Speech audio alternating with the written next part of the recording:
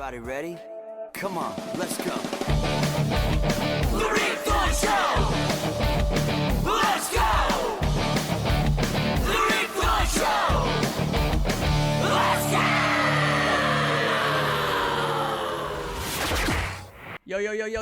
Yo. How many yos was that? That was a lot of yos. I like 4. to say yo. Was that 4? Yo. That was 7, bro. Yo. But it's all 1. Yo, what up, everybody? How you doing? This is Rick Thorne. Welcome to my show. I'm glad you're here. Every week I have amazing guests doing amazing stuff, doing cool stuff in their life, expressing themselves. Born to inspire, whether they mean to do it or not. And this week is no exception. We have a good friend of mine that I've known for a long time, seen him on and off on the strip, professional skater, artist, painter, actor, Danny Minnick. What up, bro? What are you doing? Just chilling here with you, Rick. Thank you. Yeah, dude. We would bump into each other all the time randomly just in Hollywood. Yeah, on the strip when you're out riding your bike. I love it. I just got to stay in shape. You got to stay in shape. Yeah, I saw you yesterday with the Chihuahua. A few days ago with the Chihuahua? No. Pugs. Oh, Pugs. That's Yeah. Pugs. I love the Tough Wheel. It's so cool. Oh, so you know Tough Wheels? Yeah. What's up? What's up? You know the deal. BMX in you a little bit? Yeah, I got a BMX at the studio. I love riding BMX. Yeah? I actually did BMX before I did skateboarding. Or just, I had bikes before I had boards, you know what I mean? Oh, really? Yeah. See, we're about the same age. Mm-hmm. I think you said you were born in what, 73? Mm-hmm. Okay. Because I looked up some stuff on you online. And at that time, dudes did both kind of. Yeah. Like, because I remember I had a skateboard, but I could get away faster. So I just kind of clung to that. Yeah. You know what I mean? I can get out and go further quicker, I felt like. Yeah, no, bikes were cool, man. It's like, you know, the 80s were cool. That's like, I think we peaked as a society because you had to be in the moment and really, you know, just riding bikes was cool. I used to do it, and then I got in a bike accident, and that kind of like shook me for a bit. And then I actually got a board after that, like a little orange board. Like a Nash board or something? Yeah. Was it Nash? No, it was it was no name, actually. It had no name. Yeah, because those were the boards where you could almost like- kind of see through them almost. Yeah. Yeah. Yeah. And they flexed majorly, and they were kind of skinny and down to a point. Yeah, like a little banana. Yeah, and then you would sit on one, and my sister used to sit on the other with our legs, and we would go down Yeah. the hill. Yeah, that kind of thing. Yeah, You ever do dude. that? Oh, dude, of course. But the one wild thing I did, though, Rick, was wild, was like I was riding my friend's BMX, sorry, and I had no brakes, and I didn't realize that. And for some reason, I didn't even have shoes on, so I was like barefoot. So you know how you put the back in the thing? I was like burning my leg and just like was going down this hill, and it was wild, dude. And I like had to go through this like front yard of this person's house into a bush. And I was like, Is that wow. the crash that shook you? No, that was another crash. Oh, okay. What was the crash that shook you? Was it gnarly? Yeah, well, I was just riding my bike, and this car was pulling out, and I remember it clear as day, and it like ran me over, and I was underneath the car, like watching it like run over me. And What? I'm like, yeah, dude. Gnarly. Yeah, dude. it was gnarly, but I was like 7, so I was like really small, you know. So I was like, What? but it was wild. And I remember the neighbor carrying me to my house, and like I was like seriously crying and like bummed. I like, got smashed. Wow. Yeah, Well, that's gnarly. You got lucky, dude. very lucky. You know. And Well, I don't know. and that bike was orange. It was like an orange bike. I don't know what the color orange is going on, but yeah, it was orange. Like, Is that you still into the orange thing? yeah, I used orange yesterday for my friend for this painting, like a dog collar thing for my friend's dog. I like orange. I love orange. Orange is cool. Orange is way So you cool. went from an orange bike to an orange board to an orange paintbrush. Yeah, man. You know, boom, da boom. Yeah, So then you started skating, yeah. and you skated, you competed, and you were at the pro level.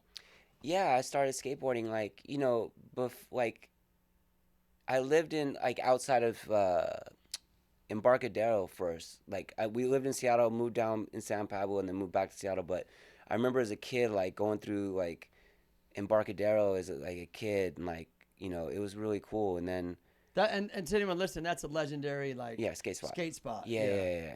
And then like this neighbor like had this sure grip board, and I traded it for some like Iron Maiden posters that I had. This kid from like California, and I started really skating again. Oh, so wait. So let me get Yeah. straight. You traded your Iron Maiden Posters. for like a more legit. A sure grip international. So that was more of a legit board back then. Yeah. Yeah. It And was super cool. Dude, was it hard letting go of those posters?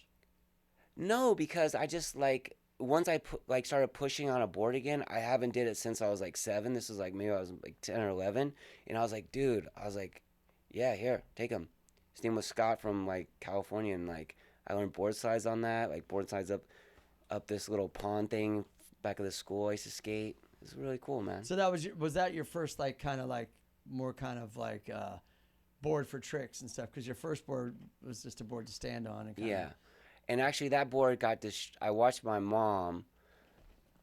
It's so wild, dude. My mom came home like after being out partying, I guess, and she like slipped on my board. She tried to skate it, and she literally took a hammer and smashed it into like 100 pieces in front of me. What, the board you traded the Iron Maiden posters No, for? the one before, the orange banana one? board. Yeah. But you know what though? It might have been good though. Yeah. Because then you might have been stuck with the orange board your whole life. Exactly. And not been like doing board slides. Yeah, exactly. Might have been a blessing. It was a blessing. Wait. So let me get this straight. She came home, didn't see the board, looped out on it. It's like, fuck this board, and just started. No, she did see the board and want to skate it. Oh, and then she got the. Whoop, And then straight to she the broke back. the board. Yeah. Like, psh. And it was so wild because the hammer just it like shattered. It was like surreal art. Like, Oh, boom. Wow. I was like, whoa. And you're like, that's my board. Yeah, I just think because I was always like getting in like this like slamming or hurting or trouble or whatever you might call it, you know? Oh, from skating? Yeah, and or riding? bike riding or whatever. So maybe she saw that. I was like, I'm getting rid of this thing. I got hurt on it too. Yeah. Right? Yeah. It's weird. Parents were like that back in the 80s because I remember when I got hurt a lot, instead of saying, hey, we'll get you a helmet, it's like, we're taking your ramp away. We're taking your bike away. Right. Which made me go like, no, I'm going to do it more, you know? And so I don't think that parents understood as much as they do now because it isn't obviously conditioned.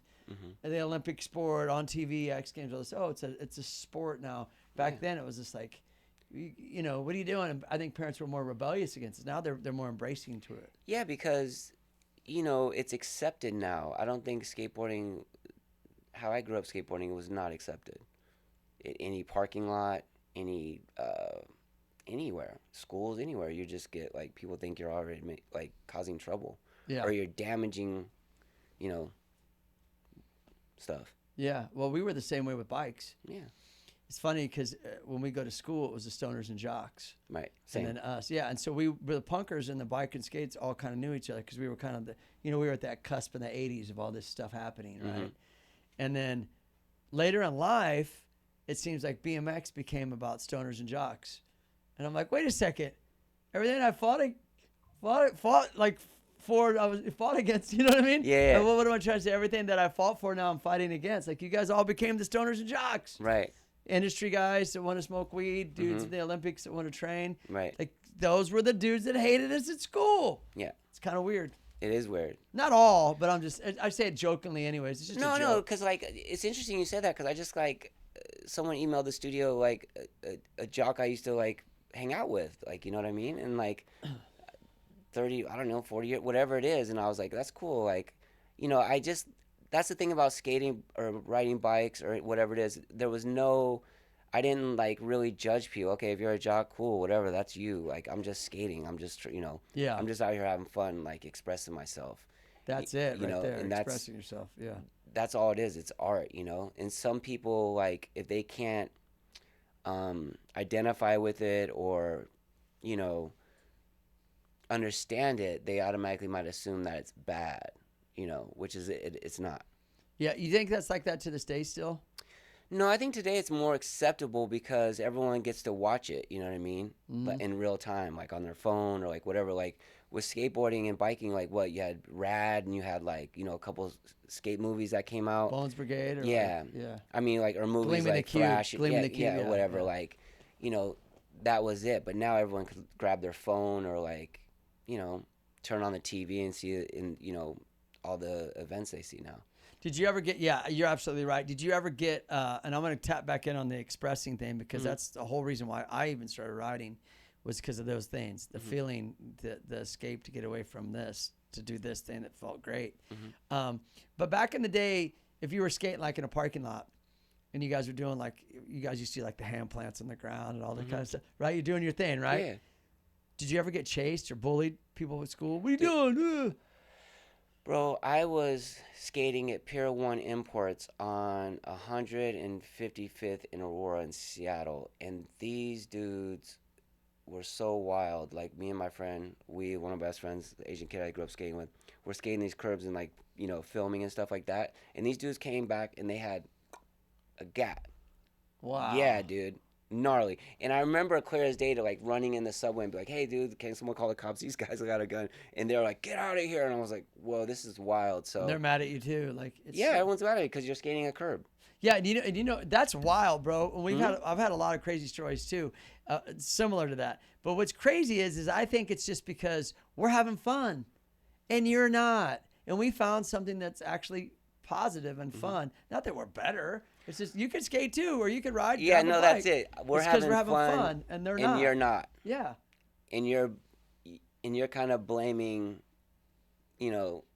whatever it is that you're not having fun because you're like working a Subway. Nothing against Subway or the person working there, but it was just really weird. Like, these dudes have a gun and like you don't try to help us. Wow. So what did they? So they pulled this gun in, and then they were just like.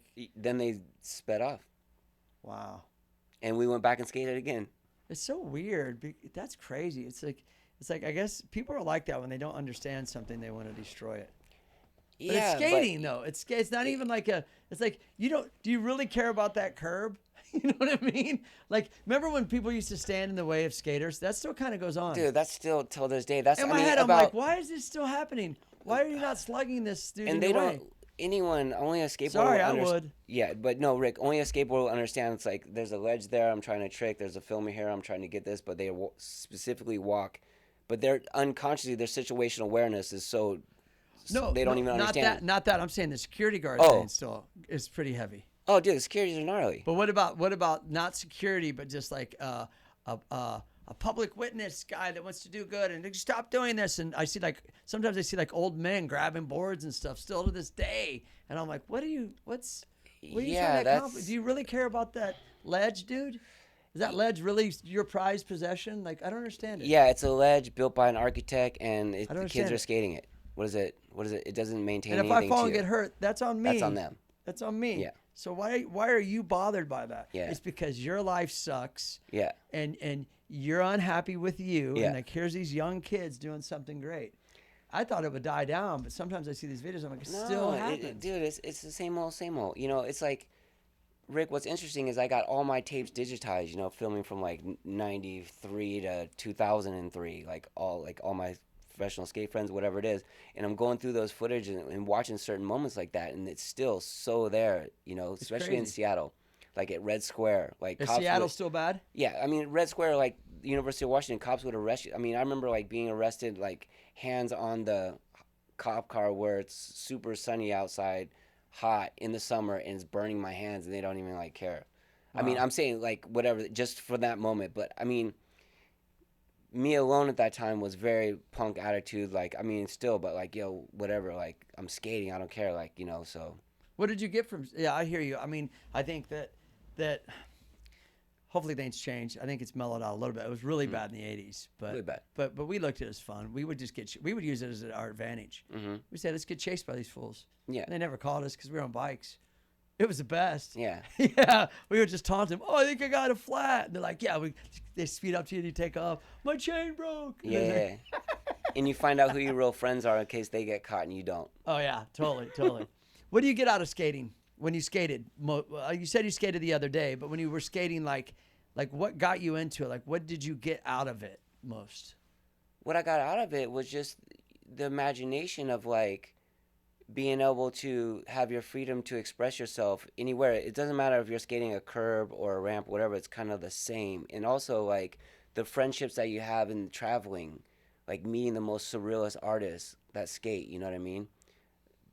It's one of the greatest arts I think there is. And,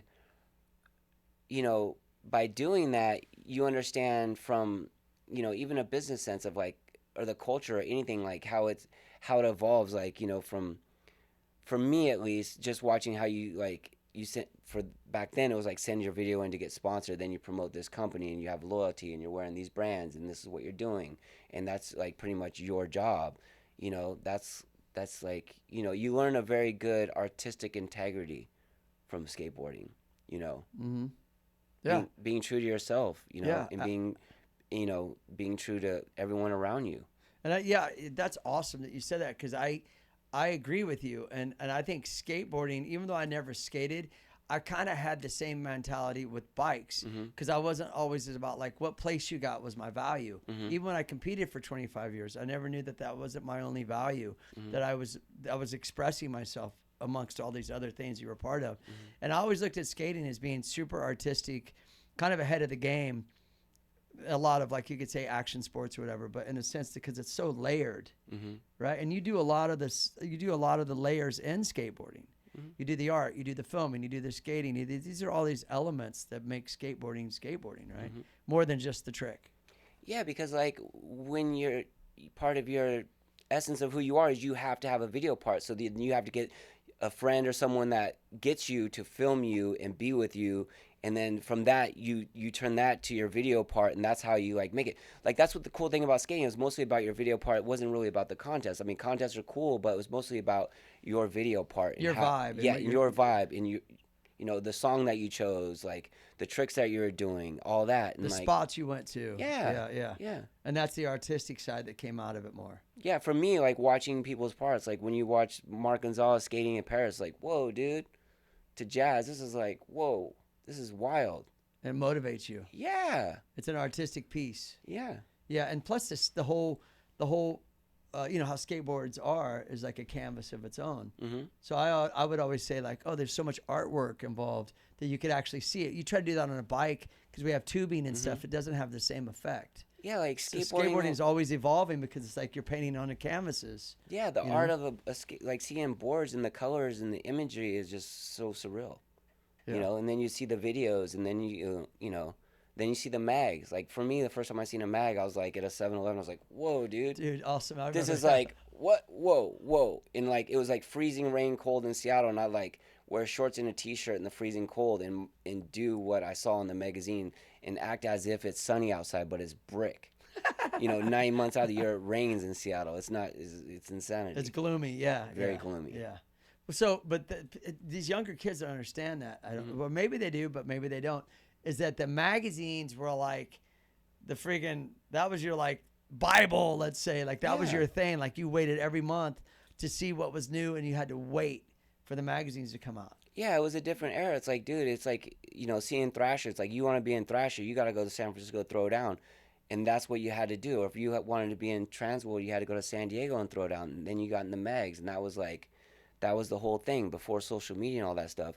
Like magazines were very important. Like it was all of it. Seeing it, and then you'd like there was more patience, you know. And then you'd see the videos later, and it was just I mean, it's all still cool, but I think like for me, you know, the beautiful thing I love, dude, is I love turning off my phone on the weekend and being with my family and just not even being on the phone. You know what I mean? Awesome. On this. Yeah. You know, because it's so like consuming. Yeah, it's like, dude, time is. You only have so much time on this planet. You know what I mean? You just I know. On that. Dude, I ride down the street. Is it called an every day. iPhone because it's taking your eyesight? Dude, I ride. You see me on the street. Yeah. I got to tell people from a distance, heads up, because so many people just walk like they're walking like that. Their situational awareness is nowhere. It's mind-boggling to me. It is. So skating. Did you ever compete? Yeah. Yeah, you did. Yeah. So how what was your competitive? Because what I'm trying to do is a transition, because you've also done a lot of filming. Right. So once the video started to come out, right? But to talk about like your skating career and competition, you would travel to different events overseas, all through the States, this kind of thing. Yeah, and then like, you know, when I got on Spitfire, I had to be, you know, shoot ads for that, and that's in Thrasher. And then you had to be on Venture, you had to do that, and then being on H Street was like, I sent my sponsoring videos I got on H Street, and like you had to film your video part. And and you just had to, like, for me, I had to go to San Diego at such a young age and be with the team and film your part, and then that pretty much made your so sorry, we were talking about the contest. So the contest, you had to go like videos are kind of similar. Yeah, it's kind of competition with videos too, isn't it? No, same thing. Because you want to have a then. good video part, right? Of course. Yeah. Of course, but then like you had to go to like be an NSA. I think it was NSA back then in the contest in street, mini ramp, and vert, and I qualified in all, and then like you would do the finals in Atlanta, Georgia, and then from there you would turn pro, you know. Then you'd go like film your video part. That's how it was. That's how it was. Okay, so back then was being an amateur skater almost more like a spotlight on you than the pros?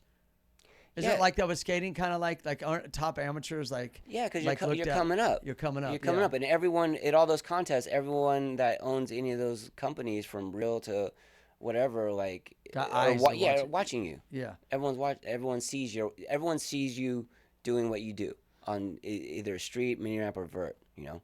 So then, how many years did you exactly? So how many years did you compete amateur before you were able to turn pro, or did you turn pro right away? I think a couple years. Yeah. To build your name and your momentum. Yeah. Yeah. And then I got on A Street and went to the A Street house with Costin and Donger and like Livingston, all those dudes, and like filmed my video part, which I filmed I think in 3 days. Because you came down from Seattle. Yeah, I filmed it. Like, I looked at the video part not too long ago, and I was like, "Whoa, dude, that was like 3 or 4 different trips, and like that's it." Wow, how old were you? 16, 17. Wow, that's young. Yeah, super young. And so those dudes were a lot older. No, I think older? everyone was young, but like there's a couple of people that are older. Yeah. Yeah, well, at 16, you're able to like just fire out stuff. Oh yeah, dude, I was just. That's normal. It's yeah, like, I was just it's like, skating. I didn't really think like this is my video part or I had to do it. I was just skating. And then he showed me my video part, and I was a little bummed because I was supposed to have Nirvana is the song, and they didn't use that, and I kind of told those cats I was going to use that, and then when it came out, I was like, "Whoa, dude, I don't even like that song." What song did they use? Freedom of Choice. By who? Who is it? I don't know. I don't. Well, back then you could just use any song and there was no copyright. Yeah, but I told them, I told the people from Sub that we're gonna use Nirvana. Like that's what I wanted. What Nirvana song did you want? I wanted "School's Out." Oh, okay. So wait, so Or would No you? Recess, I think it's Would called. you hit up the record label and because a lot of times people never would hit up anybody. Yeah, I already knew. They would just put it in there. I already knew all those cats because Fallout Records and Skateboard was like my first sponsor, and those guys were best friends with the people from Sub Pop. So it was like, I met all those bands, and like I'm still good friends with like Soundgarden, all those cats. You know what I mean? Oh, sick. Okay. Yeah. Yeah. So then you got approval to use the Nirvana song. Yeah. But did you think a lot of people back then didn't even ask for approval? They just put it in. No, because it was their first album. Then the second album came out like. I think the second album just came out. Never mind that kind of. Well, not even Nirvana, Blew up. but I'm saying just in general, because I know I can't speak. I would just assume that back in the day when people did videos, people weren't getting approval to use songs. No. They were just putting them in there. Yeah, people just use any. Because we were still considered like not like serious. Yeah. And then once we became serious, like, all right, wait, hold up a second. Yeah, we you know. Yeah, because when I started making my own videos, I learned about that. I didn't use any music that was not. I either knew the band or knew the label to use. And you didn't want to have any copyright issues with that then. I didn't want to have anything.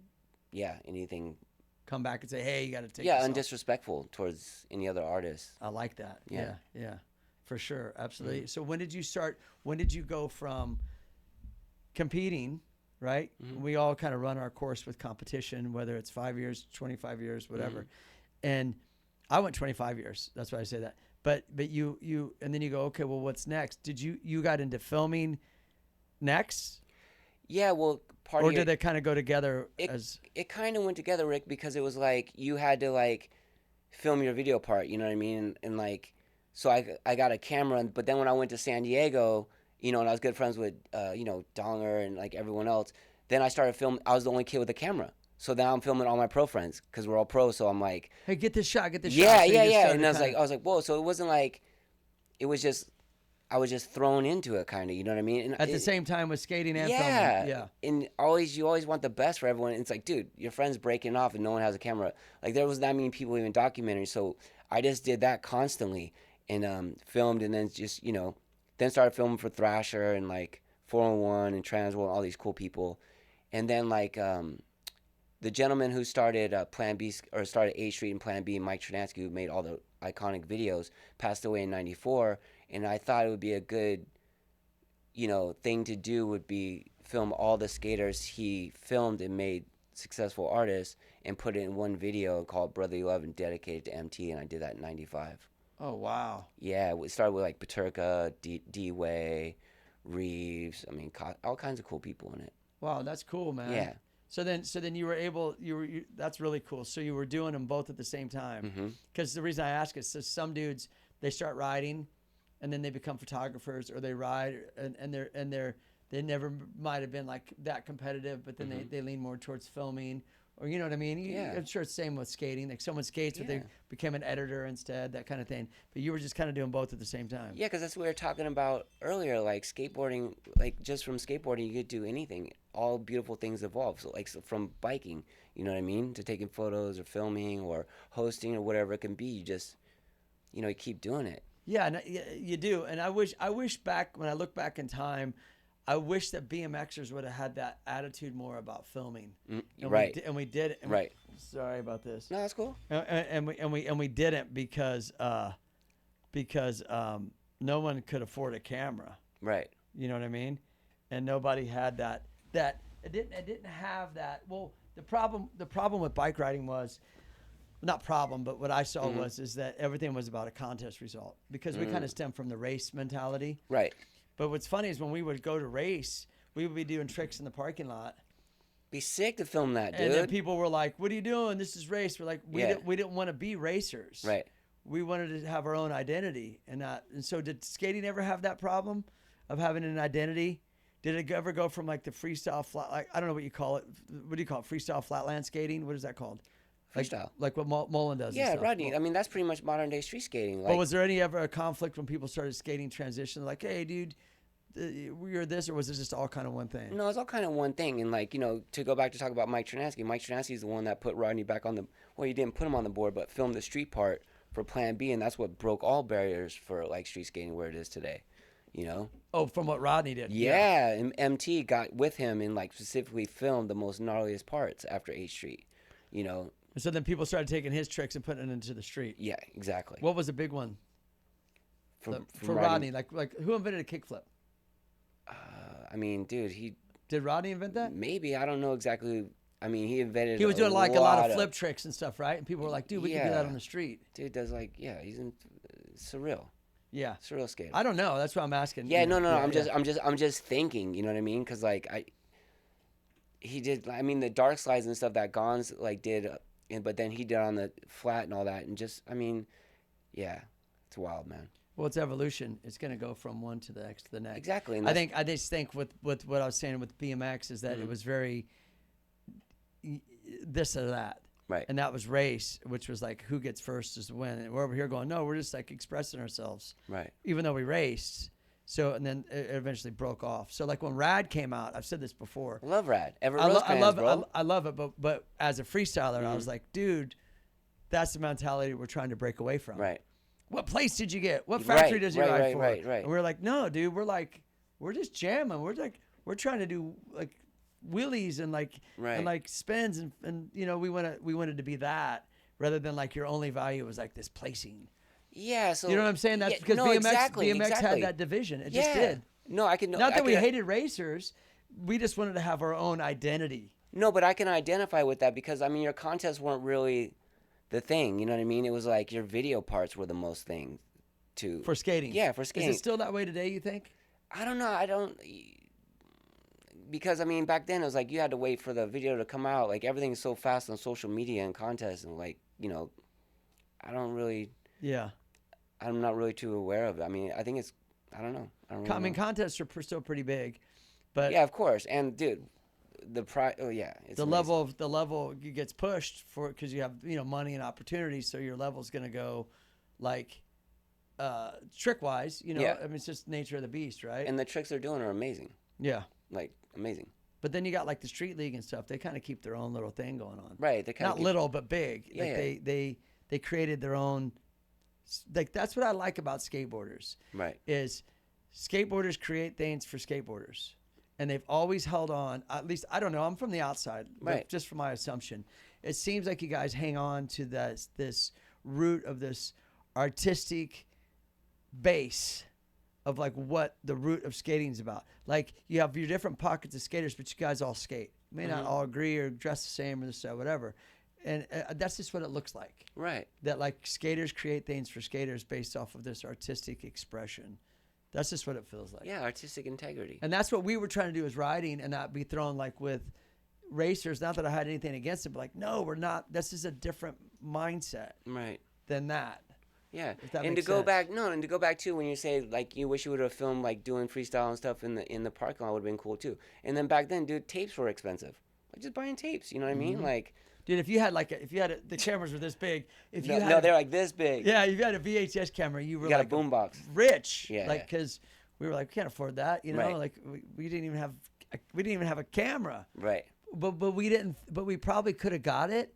But you weren't thinking ahead. Yes, like, I wish oh, I this wish- is, I I need wish a we document. I would've need, been. no, you're not. And you did. Yeah. And that led from skating to doing awesome videos. Didn't you get titled skateboarder cinematographer? Yeah, I did, which was cool. I did a couple of videos, and then, I did a lot of videos, but Larry Clark seen one of my videos, love Larry, and he, Who's Larry Clark again? he did Kids, Bully, Okay. all kinds of cool films, and he, did this movie called Wassup Rockers, and, like, pretty much hired me as a skateboard cinematographer to film all the skateboarding scenes, which was amazing.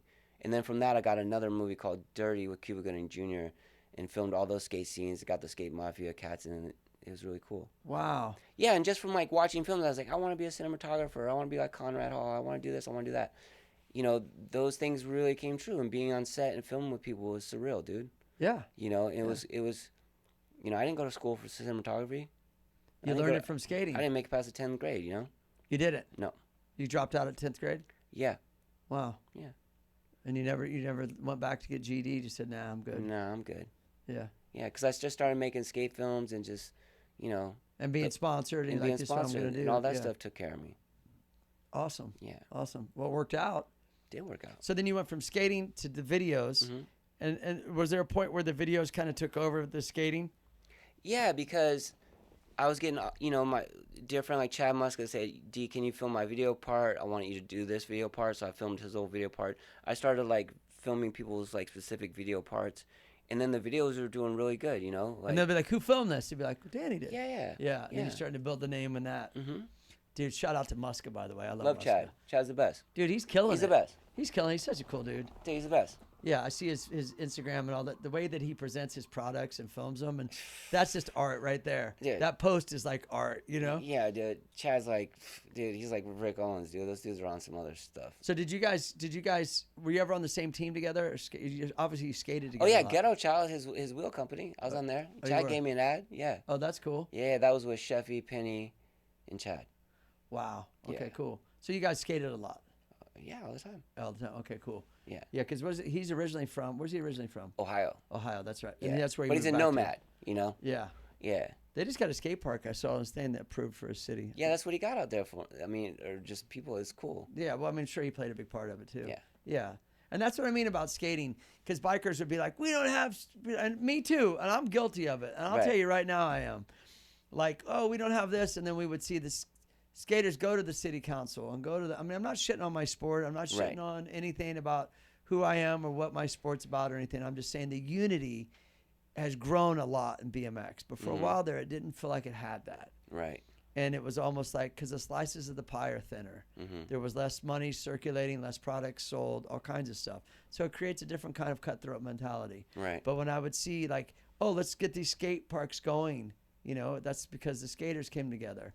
And, you know, I just always admired it. Always did. Yeah. You know, and I wish that at times I might have been more that way with BMX.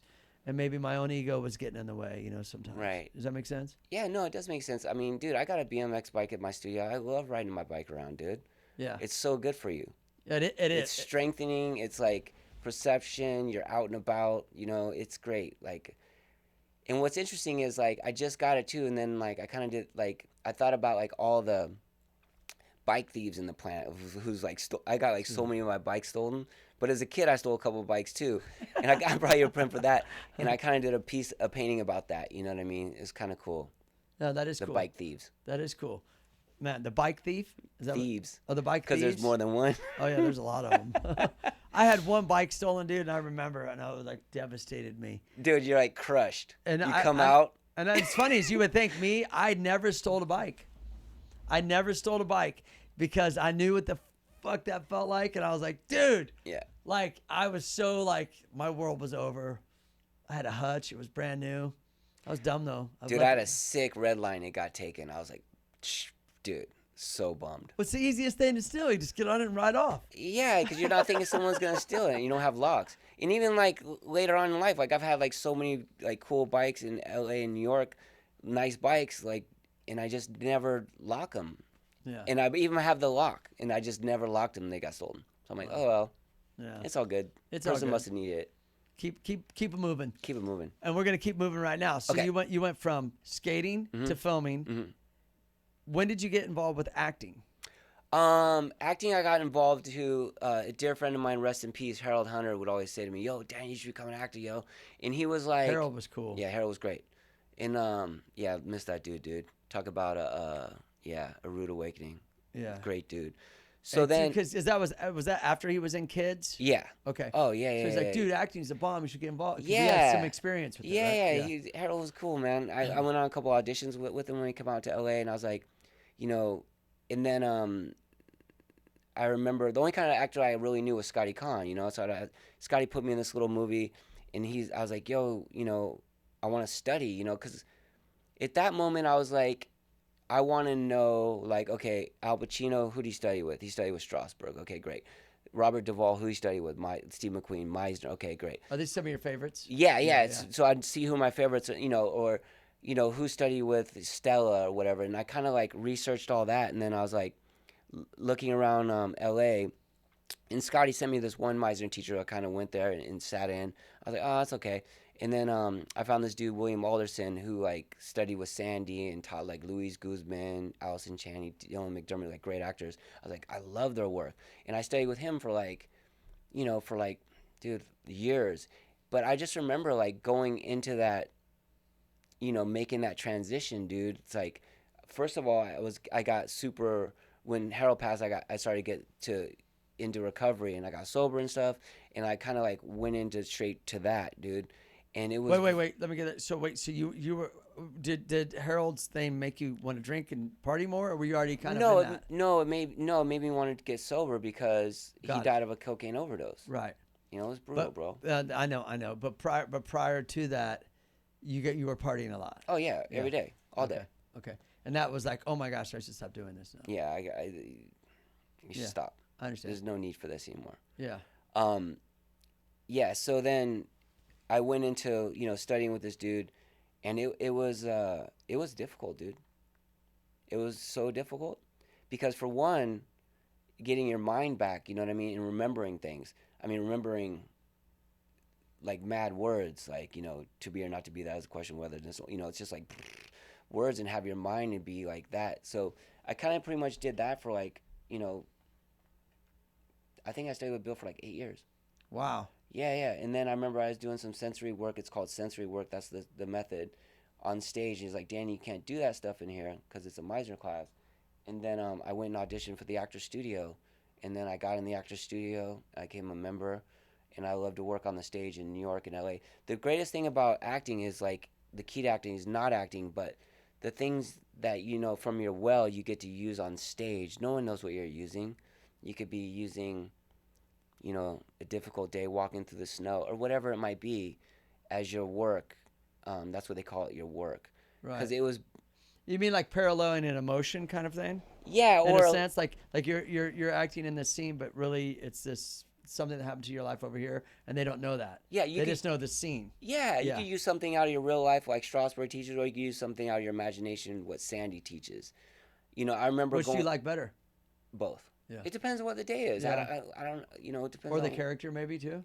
Yeah, like one time I was doing Hurly Burly in New York City at the Actors Studio, and I remember going on the way there, walking. I'm like, dude, I'm getting a 40-ounce, gonna pour it out and put sparkling water in there because I don't drink anymore, but I'm gonna use that as my substitution. And here's something that used to, devastate me, which is, it's not doing that to me anymore. It's actually a gift now. You're using it for to this work I'm gonna do. Right. Oh wow. Yeah. Okay, yeah. I got it. Yeah. So then you went 8 years before you started studying to the Actors Studio. Mm-hmm. And you're a lifetime member of the studio. Mm-hmm. Wow. Yeah. How many years did you study in the studio? I'm still studying. Oh, you still are. Yeah. Yeah, but how many years though has that been? Since you 20. Since 20 you got years. into the, wow. 20 years, dude. Wow. Yeah, 20 years. Yeah. And Sandy Meisner used to always say, you could become a good actor in 20 years. Yeah. It's a trip, dude. Yeah. This Because scene we're doing right now is amazing. I know. Yeah, I'm fully convinced that you've done all this stuff. Yeah, I have, because real behavior doesn't lie. And that's a real laugh. It was a joke. Pop, pop, pop. No, I know. Rick, you're a great dude, bro. No, you are too, dude. Good energy. You know, great energy. Yeah. You know, got to direct it. Yeah. Yeah. You know. Yeah. But yeah. So the Actors Studio, you liked it way better. How did you like it better than this stuff before? What was the difference? No, Rick, it would be like you and all your BMX friends, right? Watching a new BMXer, and they did their work, 5 minutes of work, right? And then you would be like, I like that. I like that. I think it's a nose. I don't know if you call them nose wheelies. Yeah, nose wheelies. Yeah. Okay. I liked your nose wheelie, but yeah, I didn't really see. You could have been more. And then the other artist can be like, yeah, your nose wheelie is great, but you should have did this and that. So it's like after you did your work, there's a moderator, and then people get a comment on what they saw. Yeah. And tell you, give. Because you can't see it. Yeah, things you can't see. Yeah. And you just say specifically what you worked on. I worked on this. Comment specifically on that. Got it. So that's what the studio. It's like the cream of the crop, where all the it'd be like you and all your BMX friends and a new BMX coming in, and you would see that, and you would say, they would say what they worked on, but then you would say what you saw. Yeah, if a new BMX would come in, they'd be like, "Who's this guy? Fuck this guy. Yeah. Where's he from? He's part of our scene." Yeah. No, I'm just kidding. Yeah. No, that's not like that. No, I know, but dude, back in the '80s when we rode, if a BMXer came up, we'd be like, "Dude, where are you from?" Yeah. And then when he would get an instant nickname, like this one dude, I remember he was riding downtown. Who's this guy? Because back then, if you saw someone skate or ride, it was like they really skate or rode, because it would be like you had a bond. Right. Where you from, bro? What's up? What's up? Oh, cool. It wasn't like you were sizing them up. No, it's because you're they would coming get from an love. instant email, instant nickname. Where you from? Tulsa. Your name's Tulsa from on now. Yeah. And so everyone had a nickname. And you're coming from love. You're not coming yeah. from a place of negative. It's like Yeah, it's like we're on the same page. It's hard enough what we're doing, dude. Yeah, like, everyone else is coming at us, but we got this thing. Yeah. Yeah. Any movies that you ended up being in that you've obviously acting? Have you done a lot of movies? Yeah, I just did a movie with Bob Miano a while ago called The Rooster, and then did some TV stuff for this show that was on Amazon Prime, which was cool. Oh, yeah, cool. I think I'm gonna do this new movie soon, with a director friend of mine. Yeah. Awesome. Yeah, auditions suck nowadays. We'll see. Because they're all online, bro. Yeah, but see, okay, I'm gonna. So the video, word. I mean, you got a video. Rick Thorne, the word audition, it automatically puts it in yourself in your head. What we call it is a rehearsal, because they're grateful to see you rehearse. It's like, ooh, I like that. That's better. It's like it's a different state of mind. Like audition, dude. Okay, whether state of mind or not, you have to video it and send it in. I liked it back when you used to go in and you vibe out, and you get the vibe of like what the thing here. It's like you got to just kind of go, what kind of vibe do they want? Like you got to just do you, and it's just so you're like, I mean, look, I get it. Rehearsing or what would you call it? Rehearsing? A rehearsal. Okay, instead of audition, you go in for a rehearsal. That walk of shame though, because you do your scene, you're like, yeah, you're like, and then you're like, so did I get it? And they're like, oh, yeah, we'll call you. No. Did I? No, I got it right. I got it right. And then we'll call you. And then you got to walk out of the room like, and you look back like, are you sure? Okay, you call me, right? Yeah. You know the feeling, right? Yeah. Yeah, because it's a weird feeling. Because like, okay, thank you, and you're like, yeah, well, bitch, did I get it? What's going on? No, to get thrown back into that, I started getting, auditions, rehearsals before I studied the work, and I remember leaving those rooms like that because I didn't know what I was doing. I wanted to know, what am I doing? Yeah. You got to know that work. It's like you're going to skate, you got to know if you're regular or goofy. If you're going to ride a BMX, you got to know if you have tufts. You got to know that stuff. Goofy. See, people still use goofy-footed. I do too. Yeah. Some people nowadays, they don't call it goofy-footed. They say, oh, I ride switch. It's like, no, that's goofy-footed, bro. Oh, that's wild. That's not switch. I didn't even hear that before. Or like, oh, no, they say, in BMX, I've heard that, no, they say this. Do you see me do that trick just now? I moved my feet to switch. It's like, no, you moved your feet to the right position because this whole time you've been goofy-footed. Right. No, I'm just saying that like that's, but we called it goofy-foot. Yeah. What'd you call it in skating? What's it called? Goofy foot. Or no, when you push back, your back foot. Oh, Mongo. Mongo, yeah. Eric Dressen. Yeah, is he like that? He was, I think. I saw him in a video like that. Did he, is he still that way? I don't know. I saw this, for some reason I was watching these old school videos and he was like Mongoing out. Maybe he switched it back up. Love Eric D. Great skater. Yeah, he's awesome. He's awesome. Okay, so you do all the elements. What do you remind? You know what you remind me of? You remind me of like, because when they say hip hop, people go, well, what's hip hop? Well, that's rap. That's scratching. That's the dance. That's the graffiti.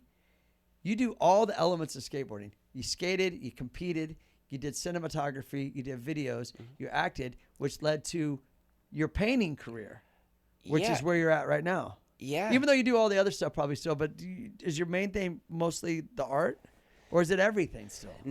It's everything, but I can't, like, dude, I'd give you all my paintings if I could have a regular ankle. Like, my ankle is bone on bone, so I can't ollie anymore, dude. That's what made you. I read that your Achilles, right? Yeah. Yeah. You know how brutal that is? So it's like a love dislike. It's like how I got into painting was, I mean, I used to do graffiti as a kid and all that cool stuff, but like Chad had a studio at his house and he let me work in it. But I did the Shaun White commercial, right? This big, huge ramp and all that. I read that online. Yeah, yes. and I told tell the story. Tell the story. Yeah, so like, man, I'm like, this is so funny. I'm like, I need to get, because dude, at the time I was like waiting tables, dude. I was like, please God, I need to get out of here. Please give me a job. Please do anything.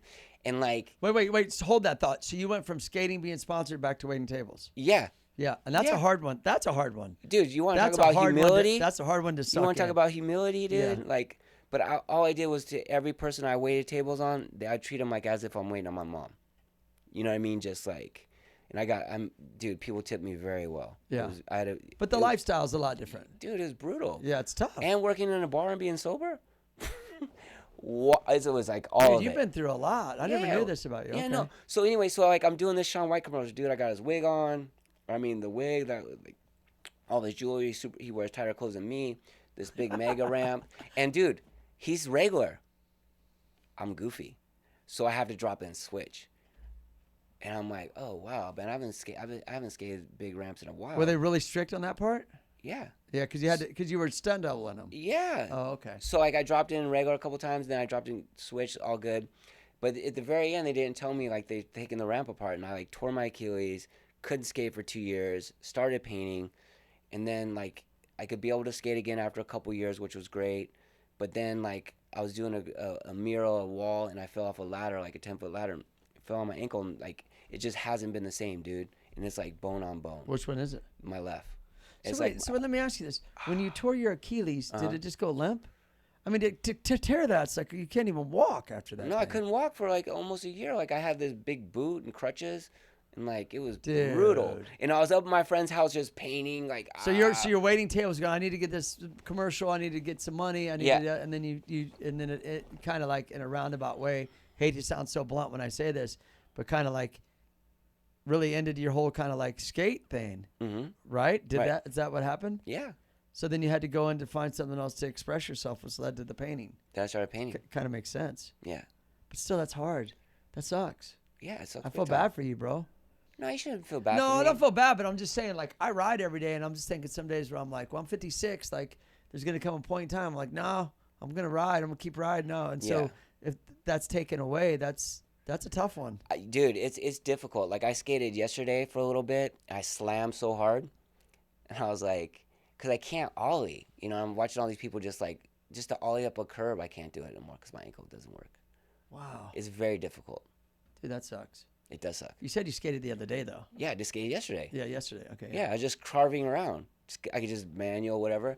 But like I was skating this little thing, and I tried to do a hang up, and I was just slammed. See, that's the thing. We can't. Oh, that sucks. Dude, but I didn't lose my cool. There's all these kids around. I meant to do that. Dude, I just shook it off, and I was you like, at a skate park or something? Yeah, and I was just trying to like do little no complies or whatever I can do, and like, it's okay to like, you know, I'm very grateful, but like, again, you could have all my paintings if I could skate. Well, but the thing is, I hear you. Oh, you have all your, well, that's a lot, says a lot, because I'm going to show this book of yours right now here in a second. But like, that's being a skater or a biker, we can't just get on it and be like, I'm just going to carve around. You're like, fuck that. I'm going to see if I can grind still. Oh, I grind. Let me see if I could do a feeble still. Let me see. And then you start, you're back in it. Yeah. You're back in it. All right. You're back in it. You can't just be like, and that's why I never did another sport. Right. People go, do you snowboard? I'm like, no, not that I have anything against it, but I'm spending my time riding because there's so many elements of riding, flatland, park, street, vert, this, that, whatever, that, because I used to do all those things. to where in my mind it's like you can't. So I know what you're The saying. mind. You go out there and you try to skate, but you're like, okay, cool. I can't just do this Barney shit. I Yeah. gotta try to step it up. Because the mind is still there. The mind is still that 11-year-old kid on the board, but the body isn't there. That's why like boxers, basketball, anyone, dude, it's like your head's there, your mind is there, but then the physicality is not. You know Dude, what I'm I gonna mean? drop a line on you right now by Ian McKay from the band Embrace. Okay. He says, "I'm tied up in thoughts of what to do with the body when the engine rots." Exactly. Woo! Yeah. That shit was in '85. Ian McKay, the band Embrace. Look it up. That's one of my favorite bands. That's one of my favorite lines. Love that. Yeah. I'm tied up in thoughts of what to do with the body when the engine rots. Is that the same singer from Fugazi? Yeah, and Minor Yeah. Threat. Love. So love basically, Fugazi. Minor Threat broke up, and then he did like a little.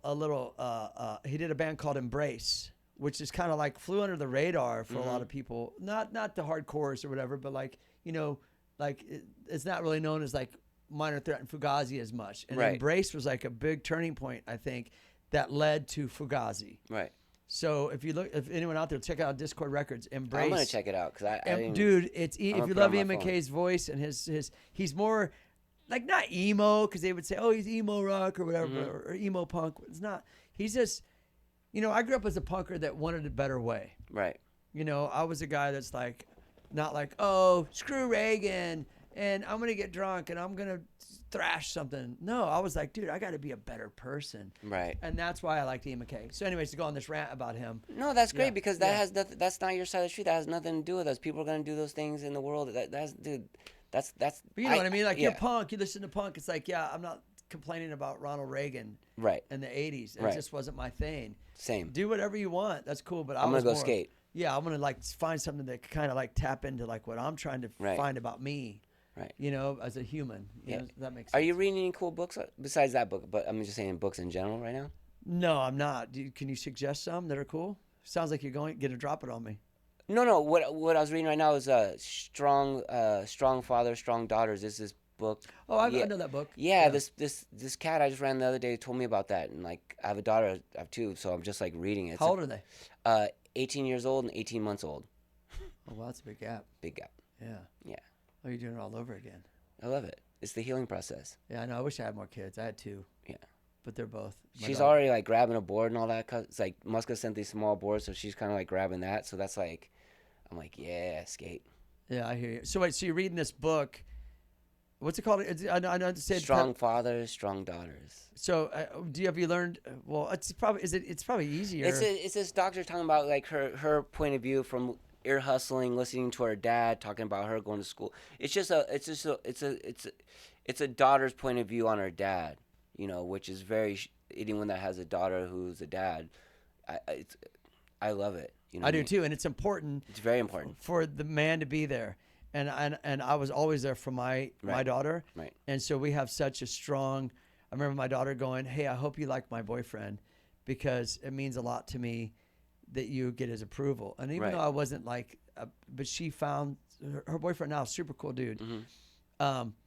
Reminds me a lot of not myself, but in a sense, because they're going to look for somebody that's like you. Right. And if you're not there, they're going to be fooled a lot and tricked a lot by a lot Yeah. of predators and a lot of scumbags. And so it's good to be there as a father, because in that way they know that they're going to lean to you and they're going to be, that's just what I've learned. No, yeah, dude. My oldest daughter, she has a cool boyfriend who's a musician who's been with her for a while.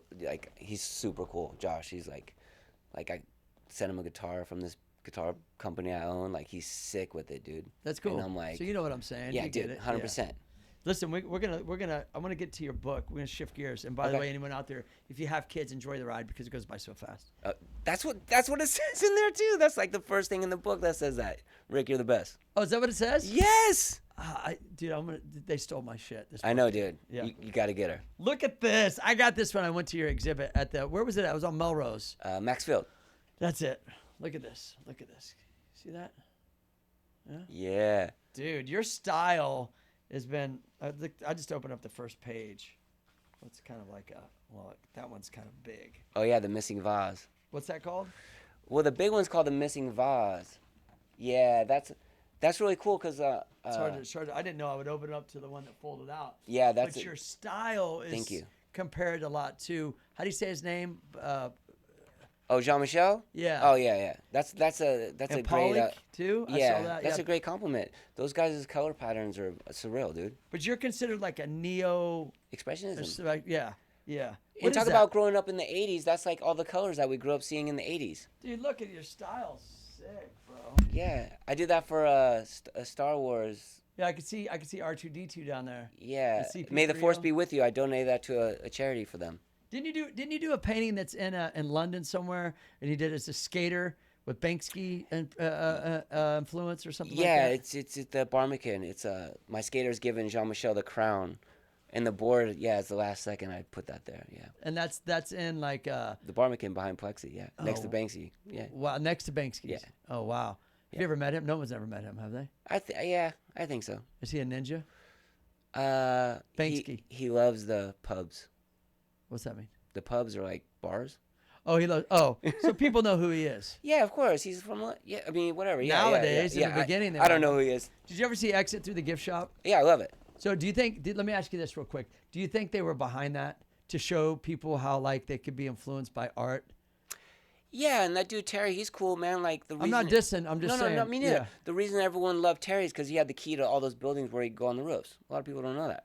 And that's the French guy, Yeah, Mr. Wonderful. Mr. Brainwash. Oh, Brainwash. Oh, Mr. yeah, Wonderful. yeah. That's a great show. I think I just started watching. No, it. not Mr. Yeah, Mr. Brainwash. It's yeah. all good. Yeah. So do you think do you think, because people were talking about like him and Shepard Fairey, Shep's great. that they were behind making that to show people how they're easily influenced by art that might not be art? Yes. And then But who's to say who art is, right? I just want to Kind of say Shepard Fairey I met when I was like 14. He gave me a little sticker when I was painting this pool in Rent. And I was like, oh, this is so cool. Yeah, because he's a skater. Yeah, dude. Yeah, he's cool. Yeah. He was always cool. Yeah, he's still cool. Dude, look at these colors, though. Where can someone get your book at, dude? Oh, that's the Fifth Dimension. there you are right Maxfield. You can get it at Maxfield or on just Can on you my get it online? yeah, my website. I think you can do it. So you like painting on big canvases, tall, big stuff, right? Well, now that I've gotten bigger studios, of course, but when I started out, I had like a 400 square foot studio like this big, so I'd paint smaller, you know. Actually, I still paint big. I paint small, big, whatever. It just depends. Like paint on skateboards? Yeah, I'm going to do something with the skate room. I think they're going to be released in June. Dude, all of your stuff, you've done a lot of paintings, dude. How many paintings have you done? Do you even know? That's like someone asking me, how many tattoos do you have? I'm like, I mean, one I big think one. like okay? maybe probably 2,000 maybe. That's Dave Navarro's house. That was sick. Oh, dude. Dude, yeah. and Dave played Machine Gun by Hendrix, and when I did his guitar, he was so cool. Oh, and that's called The Knock at the Door. That's about Meisner. This When you're one? when you're sitting preparing coming through the door. This one is? Yeah, it's called The Knock at the Door. Oh, I know the knock at the yeah, door. dude. Oh, I know hey, what that. kind of knock is this? Yep. And then, yeah. Who is it? or it could be anything. Who is it? Yeah. Or it could be, I ain't answering that. That's a cop knock. No, I'm yeah. good. Yeah. I'm good. I'm good. Wow. Oh, yeah, and that's in Israel. This one is? Yeah, so that's yeah. So Is I it did. still there, you think? Yeah, and he's doing a So you Christ. went to Israel and did this? Yeah. So you traveled the world doing paintings too? Yeah, so he's And doing, skating and filming? You're the baller, bro. Thanks, Rick. So he's doing a rocket air, not a Christ air. I probably got shot off the wall or something. Oh, yeah, that's a rocket air. Yeah. Wow. Dude, this book is amazing. And see, mine has the autograph in it. And the drawing. That's Rick. Yeah. Yeah. Because I went to the exhibit with my son, I remember. Yeah. How the sun's good? Yeah, super good. This book is badass, dude. Online, can they buy it? Yeah. Yeah. Where at? Maxfield or just my name on the website, I believe. Is that your website? Yeah. Danny Minnick. .com? Yeah. Okay, cool. Yeah, dude, this is a big book. Rick, that's 13 years worth of work. It took me a year to make. And it's heavy. 8 pounds. And every page is like gloss. This isn't a cheap book to make. No, that's this. Like the first book I did was like 250, and then that's the hardback, and then that's called what was Freddie Mercury's piano's name? Because I went and saw Freddie Mercury's thing in London, all of his piano and all of his stuff with Charlie D, and that's when I came back and painted that. Wow. Yeah. If someone was to buy this do you autograph them too when people buy them, or did they ask? It just depends. Yeah. Well, if anyone wants a book, I think it should always be autographed. I got a Charles Schultz book autographed too. Yeah, but see, if Peanuts, bro. What's up? It depends on what the name is. Sometimes I don't know what the name is, but if I do, I'll do it. Yeah, I hear you. Yeah. Oh, this is a cool one. What's this one? Yeah, I love that one. Dude, your style's sick. The glare is a little. You're just not getting the full effect with the colors and stuff on this because of our lighting and stuff. But if anyone goes to his website, can you show that, Jeff, real quick, right there? That's his name and the .com. Check out the books, his artwork. But yeah, this book is awesome. This is a great book. I'm glad I got mine. So yeah, stoked, dude. You've done a lot. You've done a lot of cool stuff. What's next for you? I have a show next month in Miami with the Goldman Gallery. They do all the Wynwood walls, so probably gonna do a wall and just have a show. Sick. Yeah, and it's interesting. The first piece you opened up to, that was the main piece they wanted for the show, the missing vase. Really? Yeah, Rick, that's crazy. Wow, that is pretty crazy. Yeah, they're cool. What I a mean, trip. That's and, kinda and cool. dude, Wait, they let me go back to represent that. Shep and Rhett and all those kinds of cool people. Like it's gonna be a great thing. I'm really excited. Oh, so it's got good representation. Yeah. Yeah, they're a always huge good. gallery, dude. It seems like you found your way to kind of be. I think it's your. I always say this about people that have this. And Jeff, I know we're going to end this here in a second, but I want to say is that you found your way to be kind of like 8th Street, skating, filming, getting your films, being in these, working with Cuba, getting to the actor studio, which is like, come on, it's pinnacle. It's gnarly, yeah. Yeah, it's like, come on, it's no joke. And like, that's serious acting, serious people that are serious. To like now with your art and you've positioned yourself willingly or unwillingly to be like, I always said that, like, put yourself around the best and it could bring the best out of you. Yeah, of course. And I feel like that's kind of what you've done with all of the things that you've done, whether you meant to do it or not. It's just kind of what happened. That's what it feels like. Yeah. Maybe I'm wrong. I don't No, know. that's the essence of what you're saying. No, for sure. And this is the one that you said, the first one I opened up to. Yeah, that they loved. Yeah, this glares, I'm telling you, you got to get this book. The colors, this lighting isn't giving the proper pop of those colors, but this is amazing. Anyone out there, get this book. It's awesome. Yeah, cool, bro. I'm excited for you. Thank you, I'm Rick. stoked, and I'm glad that you keep going, keep expressing yourself. Is there a Instagram that people can follow you at? Yeah, just my name and yeah, Rick. You know what's cool, man, is because I want people to follow you in what you're doing. Yeah. As an artist, you want to share your work and show what you're doing. So no, but I just want to say, like, dude, ever since I've known you, dude, you've always had great energy, and like what I'm learning in life now to say yes to a lot of things. Like when I ran into you, and like when I was driving, I was like, Rick, and you're like, yo, let's do this. I'm like, I'm doing it. awesome. Because you know what I mean? Because that's, if there's any artists out there, man, you should just like, when the door is open, just go with it. You know what I mean? And just take it as it is, and just be like, humility, and just be humble. Like, you could be the greatest artist in the world, but you got to be able to talk and communicate and be, very humble, like, and open-minded. Yeah, too. and open-minded to whatever the world might bring to you. Well, that's great advice. Yeah. Anyone out there listening, what would you, just real quick, any advice you would give a young kid out there that was like you, that started skating, that found this thing that helped them with life, and this, anything that you would say to a kid out there to express himself? Yeah. The importance of that. Be good to yourself. Take care of yourself. 8 hours of work, 8 hours of rest, 8 hours of play, and just be very grounded, and don't put yourself in weird situations because people think like, for me, you don't need to party to be cool. You need to do your work to be cool. Yeah. And you need to take care of yourself and be healthy. You know what I mean? Like, you just eat good, rest good, be serious about your work. Mindful, when you're doing it. Be the mind. Yeah, and just be a great kid to your parents, dude. Yeah. Being a parent isn't easy. Being a kid isn't easy. This world isn't easy. Exactly. But we get what we think and say. Yeah. Yeah. And art's the most beautiful expression, dude. You're just out skating, raging, painting, biking, basketball, whatever it might be, dude. Just do you. Yep. And stay true to you. And just keep it fun, right? People need to have fun. You gotta have fun. Yeah. Stay off the phone, dude. Go out and enjoy life. Exactly. You know, Follow and your Instagram is just my name, Danny Minnick. Yeah. Okay, and go to DannyMinnick.com to get his book. Check out what he's doing. Follow him on Instagram. And anyone out there that hasn't subscribed to the show, subscribe to it. I appreciate everyone for watching. Dude, so stoked you came in. Dude. Much love, brother. I'm glad we ran into each other. Amazing, Rick. Yeah. Thank you for having me. And I'm going to hit you up about, my son's going to go to acting school, so I'm going to hit you Let's up do about. it, dude. Yeah, I'm excited for, even me, I might get back in there. You should. I did. I need, because I do look like Brad Pitt a little bit. You do. Yeah, they call me Ricky Pitt. Yeah, Ricky Pitt.